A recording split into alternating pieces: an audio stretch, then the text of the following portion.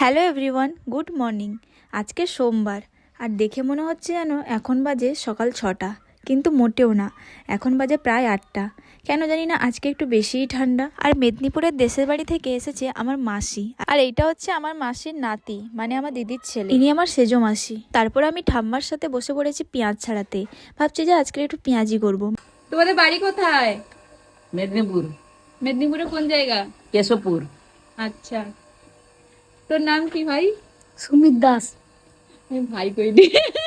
আমি ওকে ভুল করে ভাই বলে দিয়েছি, কারণ ও হবে আমার বোনপো, কিন্তু সবসময় কি ওরকম বলা যায়, তাই একবারে ভাই বলে দিয়েছি। তার আগে সকাল সকাল খেয়ে নিয়েছি গরম গরম চা, আর পেঁয়াজ কাটার পরে লঙ্কাগুলোও কেটে দিয়েছি। আর এত লঙ্কাগুলো ঝাল, তাই আমি কম করেই দিয়েছি, বেশি দিইনি। তারপর বেসন, লবণ, হলুদ গুঁড়ো, লঙ্কার গুঁড়োটা একটুখানি দিয়েছি জাস্ট কালার হওয়ার জন্য। তারপর দিয়েছি ভেজে রাখা জিরে গুঁড়ো। তারপর জল দিয়ে মাখানোর পর মনে হলো যে না, একটু কর্নফ্লাওয়ার দিই, তাহলে ক্রিস্পি টাইপের হবে। কর্নফ্লাওয়ার দেওয়ার পরে আবার ভালো করে মাখিয়ে নিলাম। কড়াইও তেল গরম হওয়ার জন্য বসিয়ে দিয়েছি।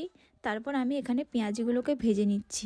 কি বলবো, পেঁয়াজি ভাজতে পুরো আমার 1 ঘন্টার বেশি টাইম লেগে গেছে। তারপর ব্রেকফাস্ট করার পরে মাসি আর এই যে আমার দিদির ছেলে চলে যাচ্ছে আমার মামা বাড়িতে। আমিও চান করে নিলাম, তারপর পুজোটাও কমপ্লিট করে নিলাম।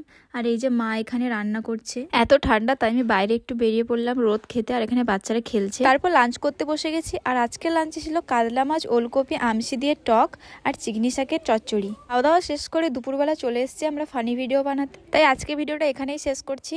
দেখা হচ্ছে নেক্সট কোনো ভিডিওতে। ততক্ষণ সবাই ভালো থাকবে। আর এই ভিডিওটি কেমন লাগলো কমেন্টসে জানাবে। টাটা।